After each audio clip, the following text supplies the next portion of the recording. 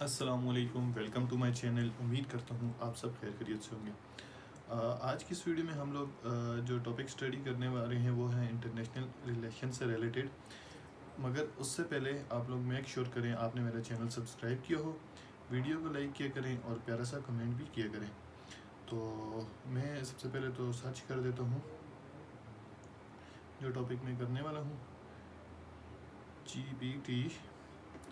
तो अगर ये चल जाए, उस दिन मैं इस पर कुछ कर रहा था तो ये चल नहीं रहा था, आज अगर चलता है तो हम लोग इस पर करते हैं। जो टॉपिक है वो है बैलेंस ऑफ पावर। इसे हम लोग डिटेल में और इजी वर्डिंग में स्टडी करेंगे, ठीक है।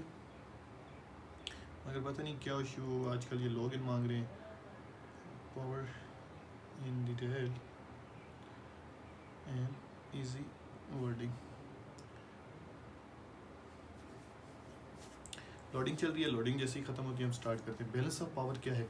The balance of power means that no single country become too strong compare to the other.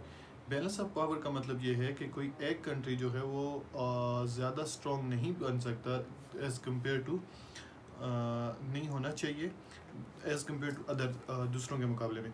Balance power is shared और बैलेंस पावर जो है वो शेयर्ड होती है और बैलेंस होती है, so that country can keep each other in check, ताकि बैलेंस जो हो उन कंट्रीज़ के दरमियान रह सके।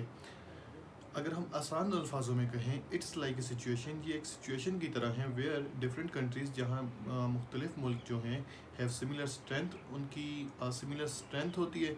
No one of them can easily control, कि उनमें से कोई भी ईजिली उसे कंट्रोल नहीं कर सकते। और डोमिनेट द अदर, ये डोमिनेट नहीं कर सकते दूसरों को। फिर इससे कुछ की पॉइंट है, जिसमें पहला है countries try to maintain equal strength.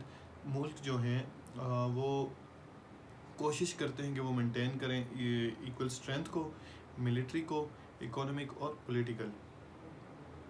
If one country become too powerful, अगर कोई एक कंट्री ज़्यादा पावरफुल बन जाती है, other may form alliance to balance it, और जो फिर दूसरे जो कंट्रीज़ हैं वो अलायंस बनाते हैं उसको बैलेंस करने के लिए।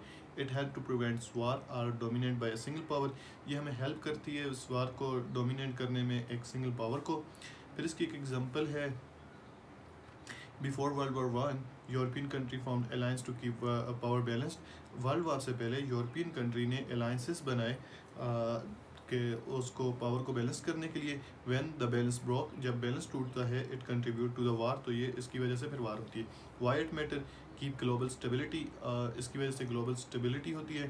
Prevent one sided control, prevent करता है वन साइड कंट्रोल को। Encourage cooperation and caution, encourage करता है कोऑपरेशन को और कॉशन को। इफ इसको थोड़ा सा हम और भी डिटेल में स्टडी करते हैं ताकि कोई कंसेप्ट हमारे जहन में बच न जाए। ये बिल्कुल शॉर्ट किए हुए तो आती है, खैर कोई नहीं, डिटेल्स भी कर लेते हैं। ये तो स्लो इतना चलता है कि इसके इशू नहीं ख़त्म होते, पता नहीं, सर्च तो किया है मोर डिटेल्स, अगर अभी भेज दे तो।